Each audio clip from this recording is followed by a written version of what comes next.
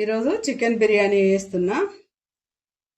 ముందుగా చికెన్ మంచిగా కడుక్కొని అందులో ఉప్పు, కారము, పసుపు, మిరియాల పొడి, జీలకర్ర పొడి, ధనియాల పొడి, పెరుగు, నిమ్మరసము, కొద్దిగా ఆయిల్ వేసుకొని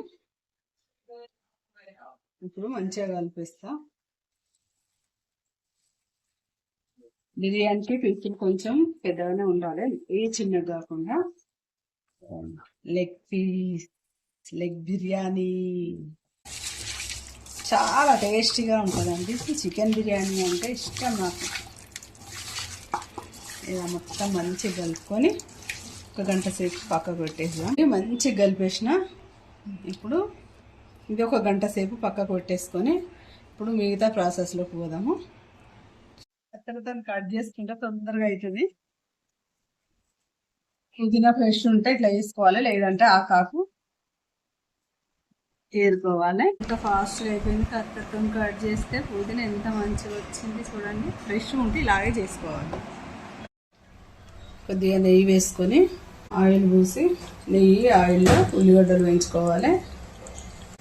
ఇదే ఆయిల్ చికెన్లో కూడా పోసుకోవచ్చు, అందుకే కొంచెం ఎక్కువ కూడా వస్తున్నాం. కొద్దిగా సాల్ట్, ఇందులో కొద్దిగా చక్కెర కూడా వేసుకోవాలి, మంచిగా వస్తుంది. కొంచెం షుగర్ అయితే ఇది పెద్ద వంట మీదే వేయించుకోవాలి. చిన్నగా మా అంతా పెడితే మెత్తగా ఉంటాయి.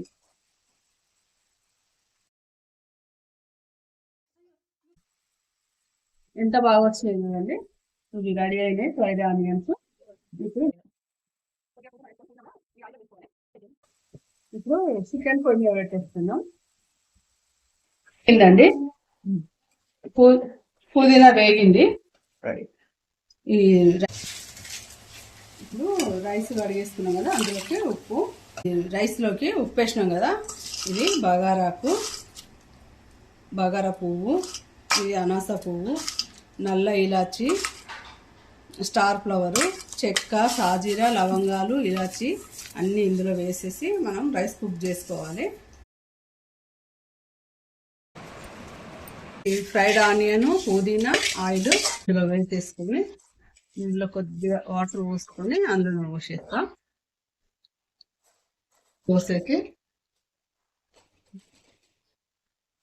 ఇప్పుడు మొత్తం కలిపేసుకొని ఒకసారి స్టవ్ మీద పెట్టేసిన. స్టవ్ మీద రైస్ పెట్టేసుకున్నా. ఒక స్టవ్ మీద చికెన్ పెట్టేసిన. ఇప్పుడు స్టవ్ వెలిగించేస్తా. ఇప్పుడు చికెన్ ఉడికిందా చూద్దాము, ఎంత వరకు ఉడికింది అనేది. సూపర్గా వచ్చింది.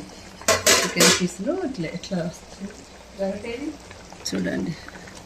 ఇట్లా లెగ్ పీస్ నుండి ఇట్లా రావాలి. పీస్ వస్తే చికెన్గా జ్యూసీగా మంచిగా వస్తుంది అన్నట్టు. సాఫ్ట్గా ఉడుకుతుంది, మెత్తగా. మనం చికెన్ స్టవ్ మీద పెట్టినాక ఒక 10 నిమిషాలు మూత తీయకుండా అట్లనే పెట్టేసేయాలి. అప్పుడు మంచి ఆవిరి బయట పోకుండా ముక్క సాఫ్ట్గా ఉడుకుతుంది మంచిగా. ఇప్పుడు ఉప్పు, కారము ఎట్లున్నాయో టేస్ట్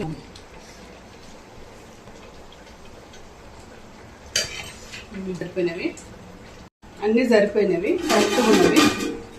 రైస్ వేడి కాసేపు మళ్ళీ మూత పెట్టేసి రైస్ చూసాం. ఇప్పుడే రైస్ ఉడకడానికి వస్తుంది.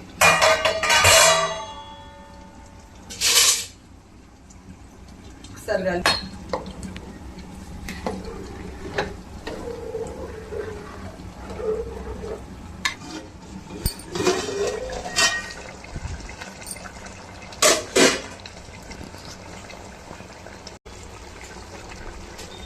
ఇందులోకెళ్ళి ఇప్పుడు ఇవి సూప్ తీద్దాము.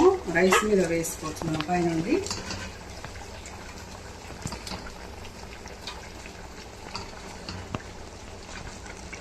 బిర్యానీలో కూడా కలుపుకోవచ్చు, మనకి ఎక్కువైనా దాన్ని తీసుకుంటే. ఇట్లా రైస్ వేసాను.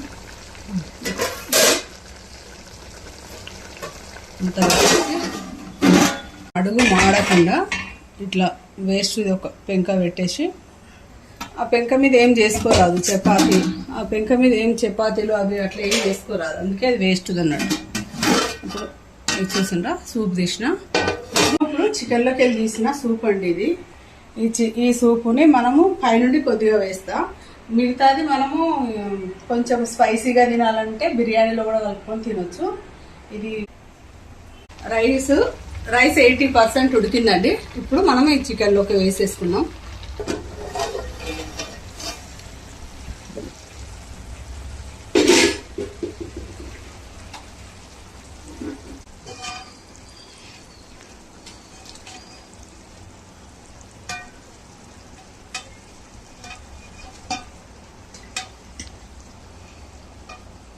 చూడండి రైస్ ఎంత మంచిగా 80% ఉడికింది. ఇప్పుడు ఇట్లా వేసుకొని సగం వేసుకొని కొద్దిగా ఫ్రైడ్ ఆనియన్, పుదీనా వేయించుకున్నది, ఇందాక మనం తీసుకున్న చికెన్ సూపు. ఇప్పుడు మిగతా రైస్ కూడా వేసుకొని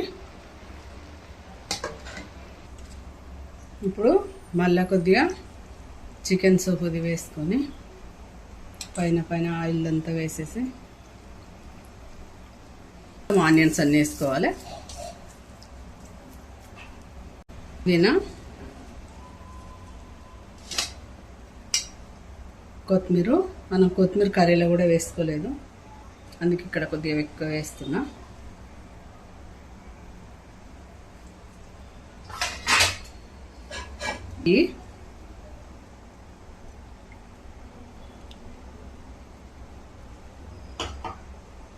కొద్దిగా గరం మసాలా, ప్యూర్ గరం మసాలా ఇది. ఇప్పుడు ఎగ్స్ పెట్టలేదండి, అసలు అయితే ఎప్పుడు ఎగ్స్ వేస్తా కానీ ఈరోజు వేయలేదు. ఇప్పుడు మూత పెట్టేసి ఇప్పుడు దీని మీద బరువు పెట్టేద్దాం.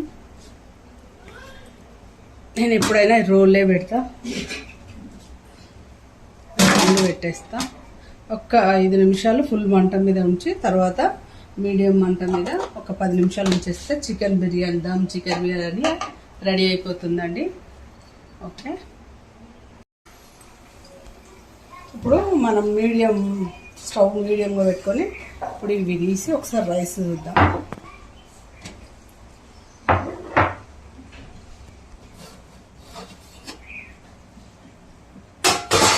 ఒకసారి తిప్పేసుకొని